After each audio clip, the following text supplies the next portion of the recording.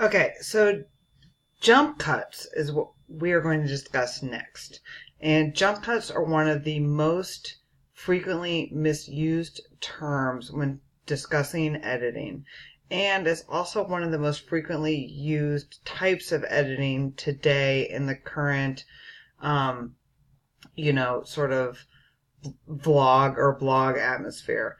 So what I want to show you is this clip from the Royal Tenenbaums. And if you haven't watched a Wes Anderson movie, you really need to do so.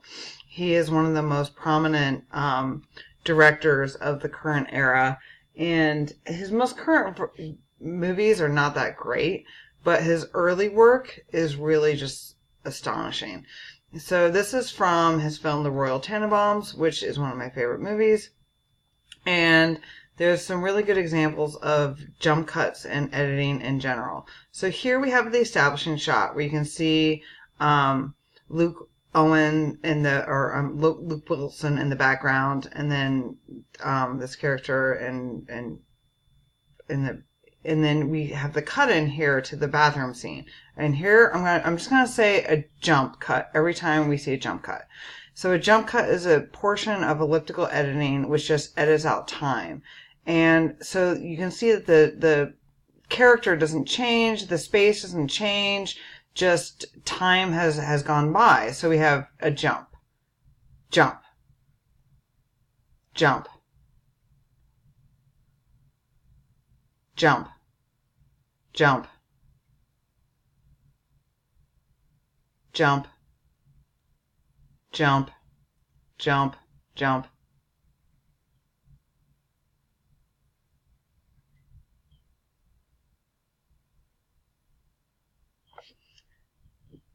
Now that's just a regular cut.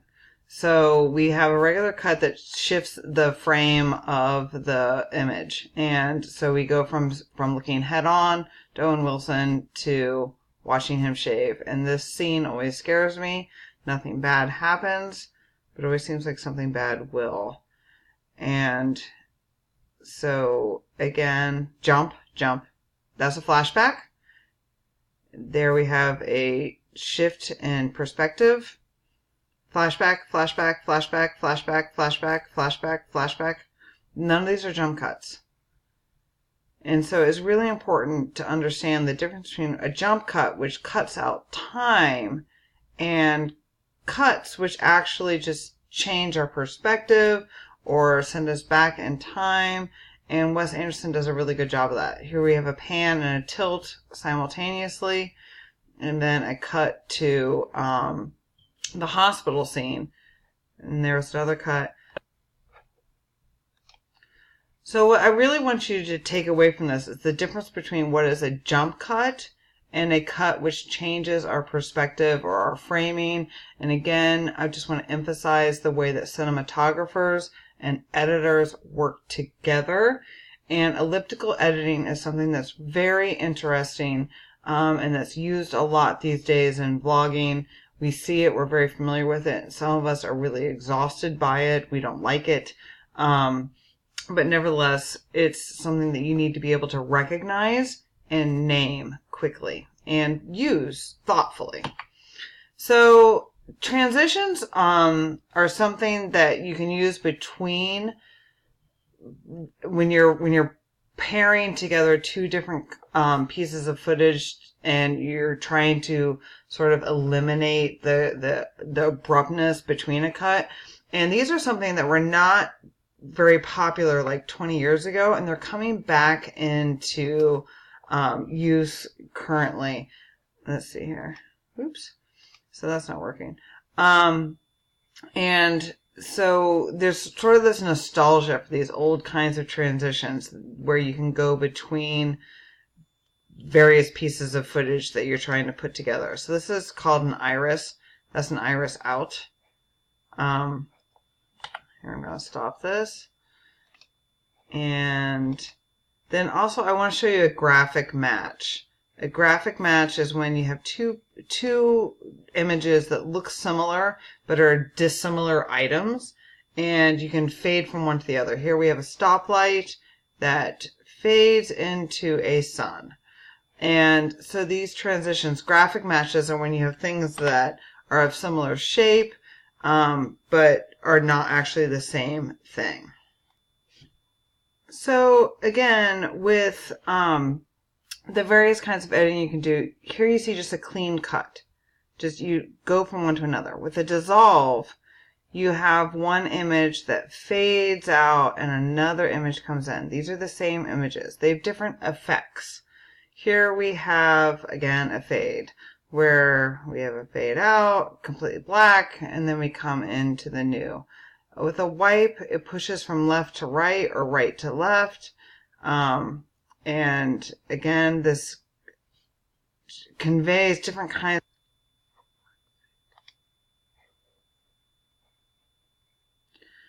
So again, one of the reasons why I want us to watch the Guild seasons is because of the annotations that really call attention to the mise-en-scène, the cinematography, the sound, and the editing work that goes into making a series like this.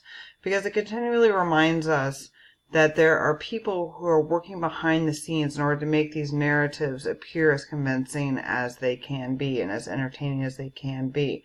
You can see here that the annotations say that it took at least 16 takes to get the camera move and dialogue coordinated on that shot. We won't bore you with the outtake, but it happened. And again, the editing is so crucial to creating a narrative that we as an audience can just sit back and enjoy. And there are dozens and scores of people working on making this all appear seamless so that we can believe that it happens in a time and a space that moves forward chronologically in a way that moves swiftly and in a way that is very interesting and that will keep us captivated. But this is not something that goes without effort. One thing that I'm going to say right now, and I will say it over and over again in the future, is that for every minute of footage that you edit and you put together, it takes at least 1 hour of work. And so as we move forward, I'm going to be asking you to put together a video project for your final project for the semester. And you should be thinking, when I say, okay, I want a 2 to 3 minute video from you, that this is going to take you somewhere between 3 and 4 hours just to shoot and edit. It actually will probably take a lot more than that. But once you get good at it, you can get it down to about an hour per minute. So this is a lot of work that goes into making these videos seem very seamless and entertaining to us. And we need to pay attention to how there is this language that they use and that they rely upon that we need to learn and then implement ourselves.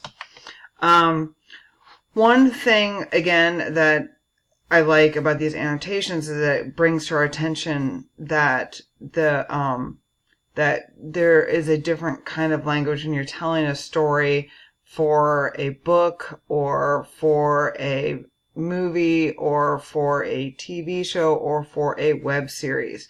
Here, particularly, the annotation says the pace of the Guild is faster than 1 page per 1 minute of screen time, like normal TVs or movies. Quicker cutting and pacing serves internet attention spans better. So to go back to McLuhan and the medium as the message, one thing about the internet is that we tend to multitask when we are watching web series or videos that are online. We're typically like looking at our social media and maybe listening to music and texting and watching at the same time. And so our attention spans are extremely short. And you need to think about that when you're trying to pitch an idea to an audience that is already fragmented mentally and visually. And so the Guild tries to attack that idea on their web series. We're going to talk about the comic book series here in a minute, on their web series by cutting and doing their much more dialogue quickly as they can. Now, again, also when you're editing, you need to sync with the sound. And we're going to be talking about sound next week.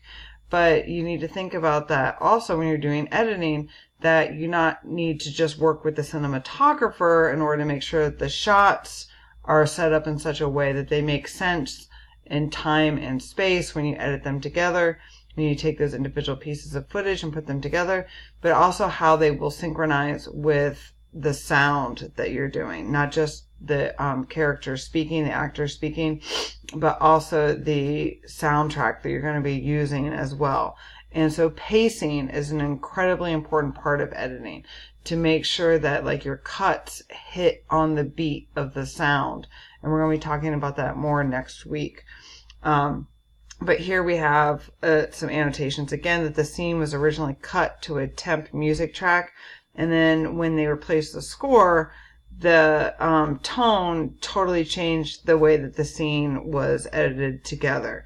And so you need to think about how each one of those cuts that are made between individual pieces of footage affect the rhythm and the pace of the story itself, and have an effect on how your audience receives the story.